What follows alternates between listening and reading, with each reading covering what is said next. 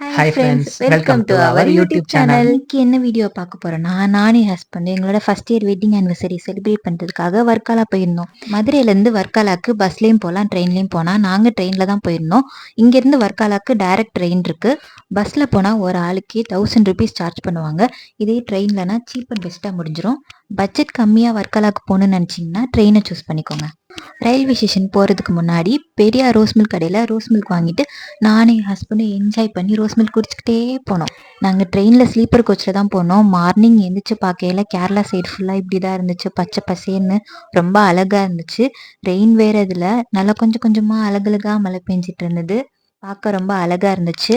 இந்த வியூவை நீங்களும் பார்த்து என்ஜாய் பண்ணுங்க.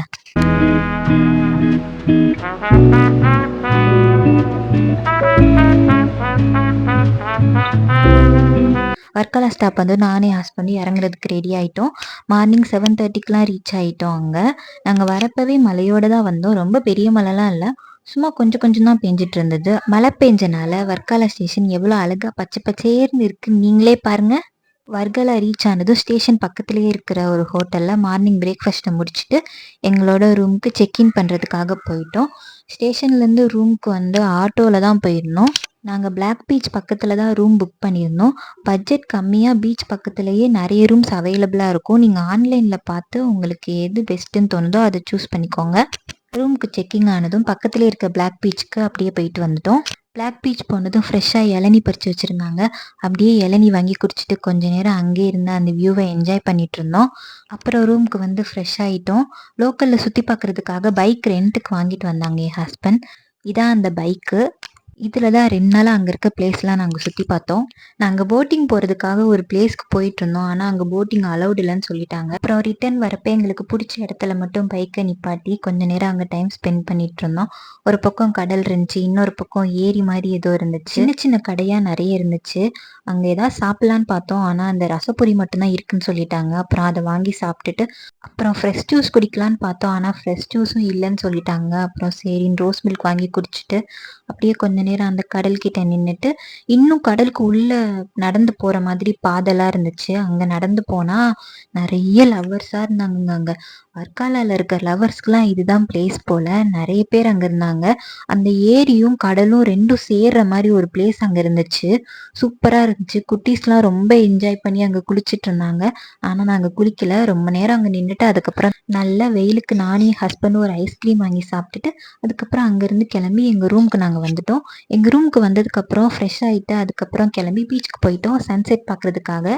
கடலில் எங்களை கால் நனைக்க கூட விடலைங்க. ஏன்னா அலை ரொம்ப ஃபோர்ஸாக வந்தனால ஒரு நெட்டு மாதிரி கட்டிட்டாங்க. இதை தாண்டி போகக்கூடாது அப்படின்னு சொல்லிட்டாங்க.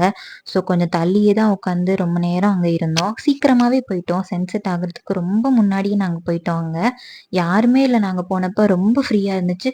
ஆனால் அதுக்கப்புறம் ஒரு 6 o'clock மேலே பார்த்தா அவ்வளோ கூட்டம் வந்துட்டாங்க சன்செட் பார்க்குறதுக்காக.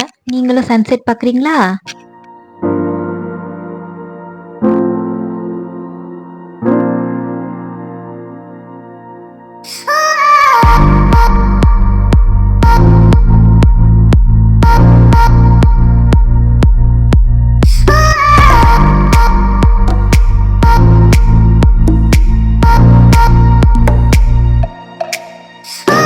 கொஞ்ச நேரம் அங்கேருந்து கொஞ்சம் ஃபோட்டோஸ்லாம் எடுத்துட்டு அதுக்கப்புறம் கடலுக்குள்ளே கொஞ்சம் அலோவ் பண்ணாங்க.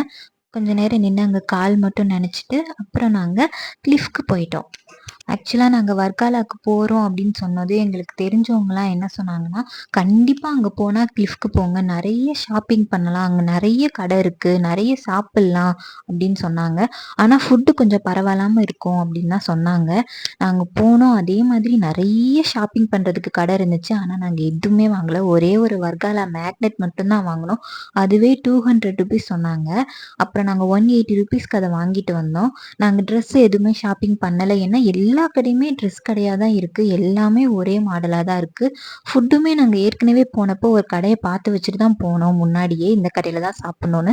ஆனால் அந்த கிளிஃபை நாங்கள் ஃபுல்லாக சுற்றி பார்க்கல. ஏன்னா பாதி தூரத்துலேயே எனக்கு ரொம்ப கால் வலிக்க ஆரம்பிச்சிருச்சு. இதுக்கு மேலே என்னால் முடியாது அப்படின்னு சொல்லிட்டோம். அதுக்கப்புறம் மறுபடியும் வந்து சாப்பிட்டுட்டு அப்புறம் எங்கள் ரூமுக்கு கிளம்பி போயாச்சு.